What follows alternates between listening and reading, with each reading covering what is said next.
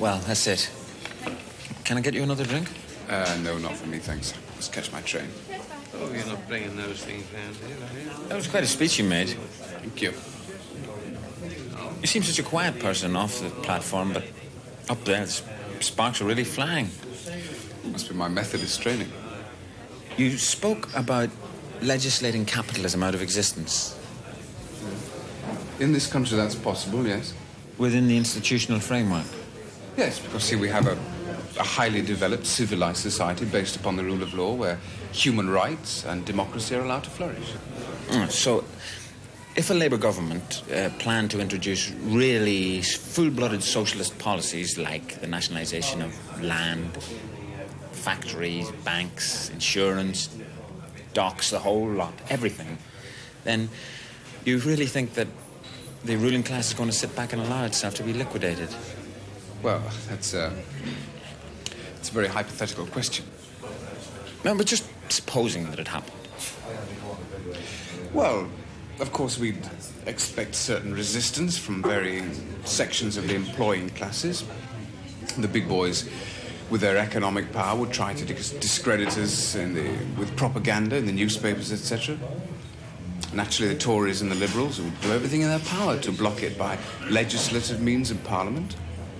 But as I say, it's a very conjectural proposition. We don't have that kind of support yet. The Russians had Lenin and his Bolsheviks.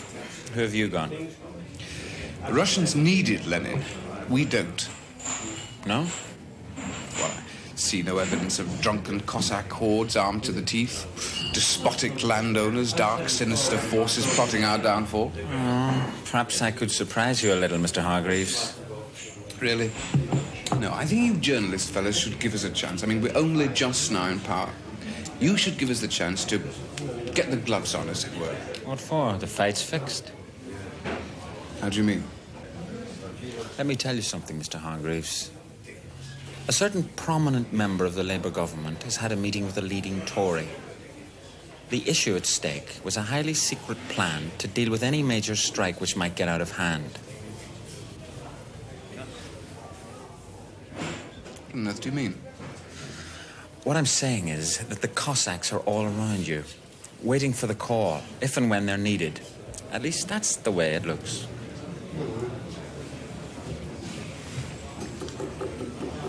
It's a very serious charge. Can you prove it? But I can give you plenty of information to be going on with. You've heard of the Tory J.C. Davidson? And John Anderson, the permanent Under-Secretary to the Home Office in the Tory government? Of course. Mm-hmm. In 1919, Lloyd George set up the Supply and Transport Committee to deal with any revolutionary situation which might develop out of the war. Last year, because of the industrial unrest, Prime Minister Baldwin revived the same committee, and he put these two men in charge. Davidson was made the Chief Civil Commissioner, and his salary was paid directly out of Tory party funds to avoid any publicity. The country was then divided up into zones, each with its own area commander or commandant. For instance, Scotland was to be directly under the control of the Lord Advocate. These people were to take over from Parliament if and when private ownership was really threatened. You'd be doing what you were told at the point of a gun. So what happens to your democracy and human rights then?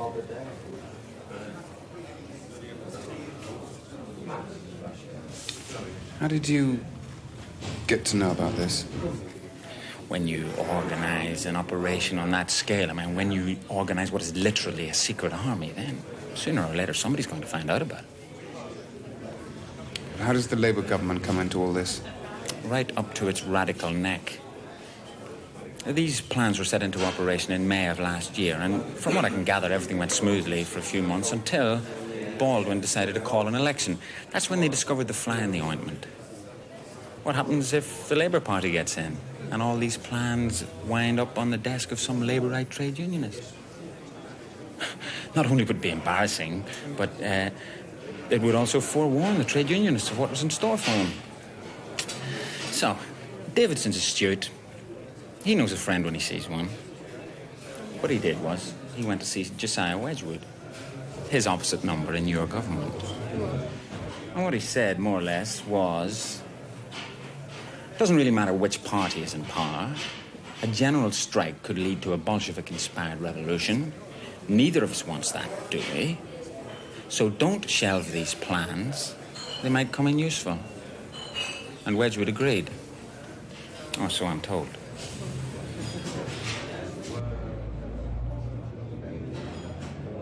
My first reaction is one of total horror, disbelief. I mean, if this is true, this amounts to the most treacherous class collaboration imaginable. But how do I know that what you're saying is true? You don't. You have my word for it. And the word of others. Whose names you can't divulge. That's right.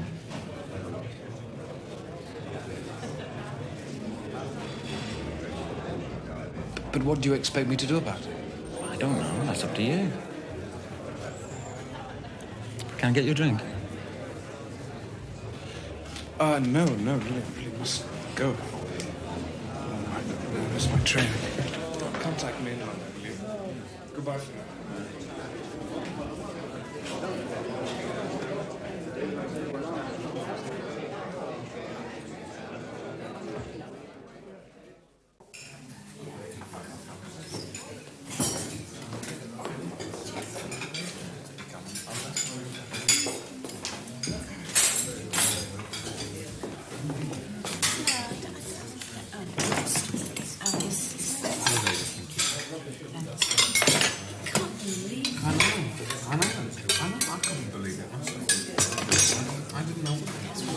Yes, thank you.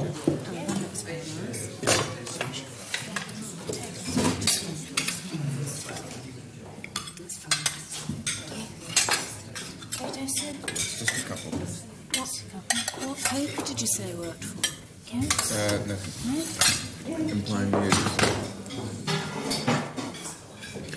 I mean, my first reaction was that either he was a liar or someone, for his own reasons, had just invented the whole thing. Why should you want to do that? Still, I don't know. I've been racking my brains to try and think of a motive, but I just can't come up with one. What I do keep coming back to is that he just may have got hold of the truth. Why should he want to tell you? Well, I mean, reporters do like to shock, I suppose. But on the other hand, he may just have wanted to pass it over to someone on our side. But obviously what I can't do is just ignore it. I mean, if it's true, then how deep does our freedom go? I mean, it's as if you just scratch the surface and there's a police state underneath. I mean, if it's true, what it amounts to is that there is a conspiracy against the people. And if a Labour minister can turn a blind eye to that, then where are we? I mean, if you told me a year ago that Baldwin and the Tories were secretly carving up the country and that there were plans to smash the workers in the case of unrest, I wouldn't have believed you. I wouldn't have believed that even the Tories were capable of such a thing. I mean, it's so bloody unconstitutional. The whole basis of the system is that the police, the civil service, the army are under direct control from Parliament. And that your MP can just get up in the House, ask a direct question of what the government is doing and expect a direct answer. I mean, that's what this country stands for. It's what freedom is all about, despite political differences in peacetime. What are you going to do about it? I don't know. You can't just sit back and close your eyes to it, can you? I don't intend to, you know me better than that. What are you going to do? See Wedgwood. Demand a direct answer. Do you think I'll give you one? You'll have to.